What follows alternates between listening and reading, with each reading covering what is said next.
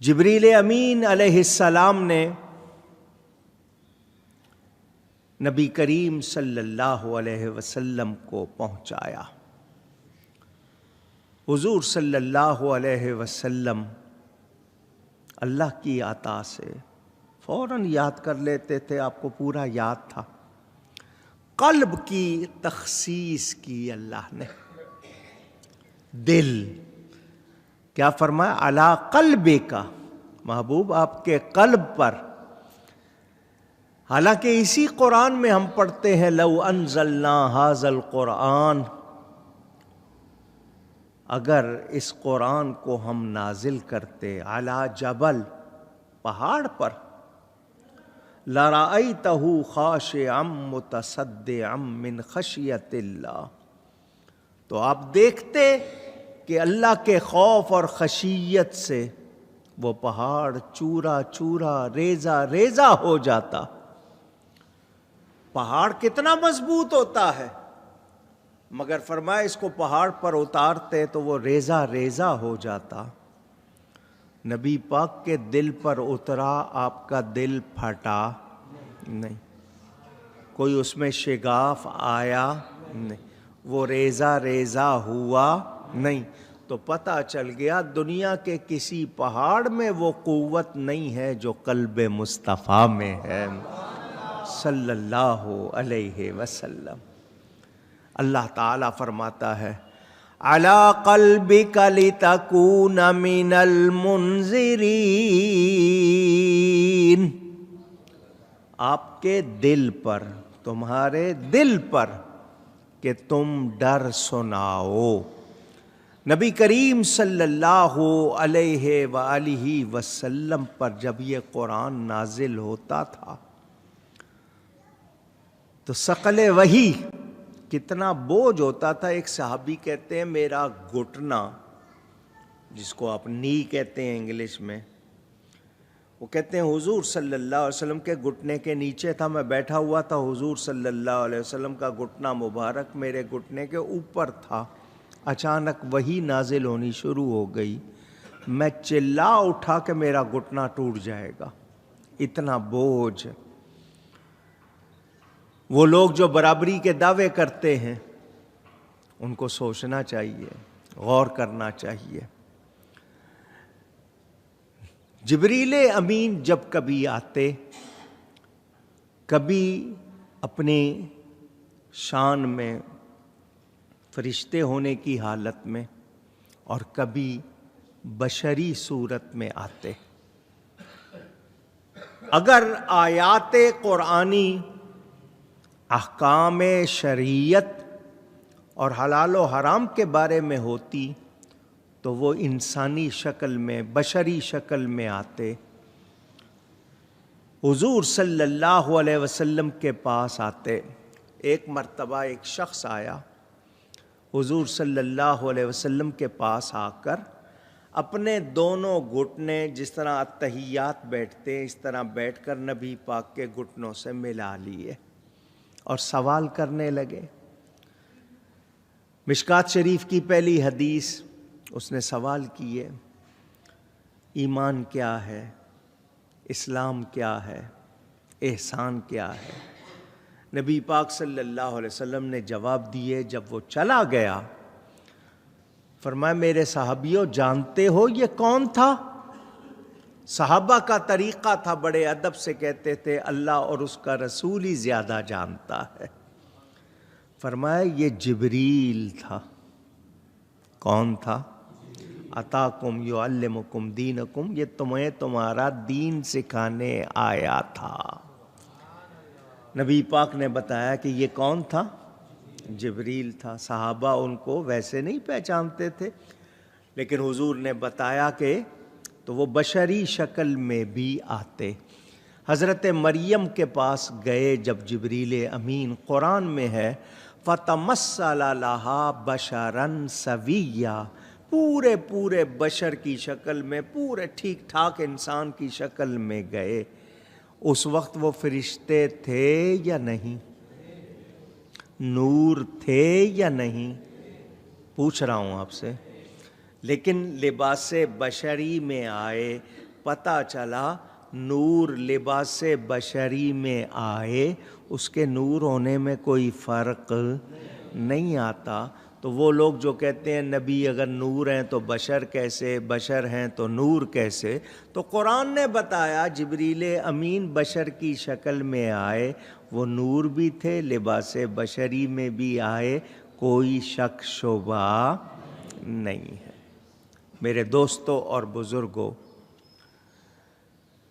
حضور اکرم صلی اللہ علیہ وآلہ وسلم کے پاس جبریل امین آتے، کتنی بار آئے؟ گنتی کرنے والوں نے کہا ہے 24,000 مرتبہ، کسی نے کہا ہے 27,000 مرتبہ، گنتی میں ہو سکتا ہے کسی نے کم کسی نے زیادہ بتایا ہو، جتنا ان کو پتہ چلا۔ دیگر جملہ انبیاء کے پاس جبریل امین ٹوٹل ملا کے 3,000 مرتبہ آئے، لیکن میرے نبی پاک کے پاس 24,000 یا زیادہ مرتبہ آئے۔ یہ بار بار آ رہے ہیں، یہ اس میں کیا ہے؟ اللہ تعالی بار بار بھیج رہا ہے، نبی پاک صلی اللہ علیہ وسلم کی شان ظاہر ہو رہی ہے۔ میرا اس وقت وہ بھی موضوع نہیں، ورنہ میں اس طرف جاؤں گا تو بہت باتیں آگے آج پھیل جائیں گی۔ کیوں آپ کے قلب پر اتارا ہے کہ آپ ڈرائیں، لوگوں کو ڈر سنائیں۔ اس کا معنی دھمکی نہیں ہو سکتا۔ ڈر سنانے کا مطلب کیا ہے کہ اے لوگو صحیح عمل کرو ورنہ تمہیں اللہ کی طرف سے عذاب کا سامنا ہوگا۔ تو یہ بھلائی ہے یا دھمکی دینا ہے؟ اونچی کوئی آپ کو خطرے سے آگاہ کرے، آپ کو بچانے کے لیے، تو یہ اس کی مہربانی ہے۔ نبی کریم صلی اللہ علیہ وسلم مبشر بھی ہیں، منذر بھی ہیں، خوشخبریاں بھی سناتے ہیں، ڈر بھی سناتے ہیں۔ جو مانے اس کے لیے خوشخبریاں، جو انکار کرے اس کے لیے ڈر سنایا جاتا ہے۔ حضور اکرم صلی اللہ علیہ وآلہ وسلم اللہ کی عطا سے ساری زبانیں جانتے ہیں۔ آپ لوگ اگر شبے میں ہیں تو میں وہ شبہ دور کرنے کی کوشش کرتا ہوں۔ تفسیر روح البیان میں موجود ہے، حضرت آدم علیہ السلام کو اللہ نے 7 لاکھ زبانیں سکھائیں۔ کتنی؟ تو نبی پاک کو کتنی سکھائیں؟ وَعَلَّمَ آدَمَ الْأَسْمَاءَ كُلَّهَا، تمام چیزوں کے نام، قیامت تک جتنی چیزیں ہونی ہیں ابھی آپ کو پتہ بھی نہیں ہوگا، حضرت آدم کو اللہ نے سب کے نام سکھا دیے، جو جو نام جس زبان میں، اللہ نے سارے سکھا دیے۔ جب حضرت آدم کی یہ شان ہے، اللہ کے حبیب کی کتنی شان ہوگی؟ کیونکہ جو نبی جس کی طرف نبی بنا کر بھیجا جاتا ہے، اس قوم کی زبان اس کو سکھائی جاتی ہے، اور نبی پاک صلی اللہ علیہ وسلم سب کی طرف اللہ کے رسول بن کر آئے ہیں۔ کائنات کا ہر وہ ذرہ جس کا اللہ رب ہے، میرے نبی پاک صلی اللہ علیہ وسلم اس کے رسول ہیں۔ تو نبی پاک کو اللہ نے ساری زبانیں مگر پسندیدہ زبان کون سی ہے؟ عربی۔ اللہ فرماتا ہے بِلِسَانٍ عَرَبِيٍّ مُبِينٍ، روشن عربی زبان میں اللہ تعالی سکھا رہا ہے، نبی پاک صلی اللہ علیہ وسلم سیکھ رہے ہیں۔ کوئی کمی ہوگی؟ اونچی۔ ہمارے ہاں کچھ زبانیں ہیں، کچھ بولیاں ہیں، کچھ بگڑی ہوئی، کچھ لوگوں کی بگاڑی ہوئی. زبان بولنے کا آلہ ہے. فعل کو آلے سے موسوم کرنا جائز ہے. یعنی قرآن کو عربی زبان میں نازل کیا گیا. کوئی سامنے والے جو تھے عربی تھے وہ یہ نہ کہیں کہ جی کلام کسی اور زبان میں ہم نہیں سمجھ سکے.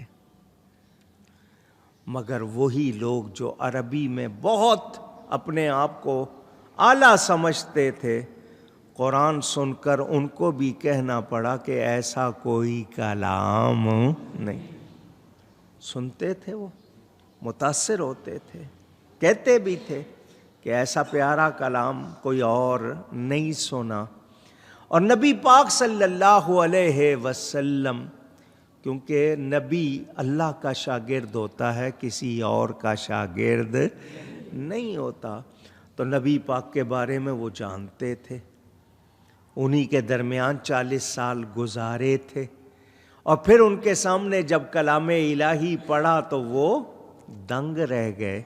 جو اپنے آپ کو بڑا فصیح اللسان، صاف زبان والا کہتے تھے، وہ بھی میرے نبی کے سامنے بول سکے.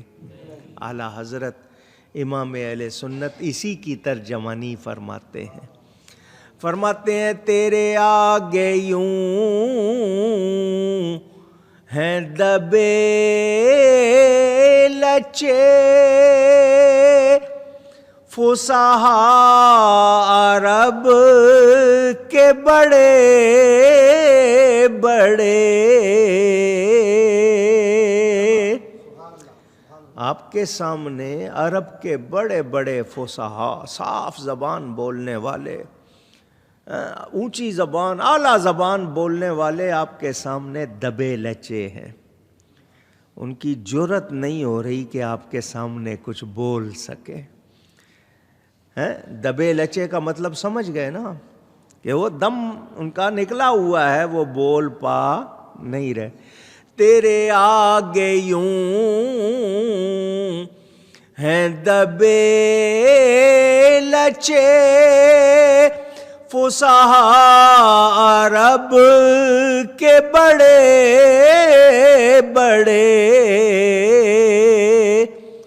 کوئی جانے منہ میں زبان نہیں بلکہ جسم میں جان نہیں. کوئی جانے منہ میں زبان نہیں بلکہ جسم میں جان نہیں.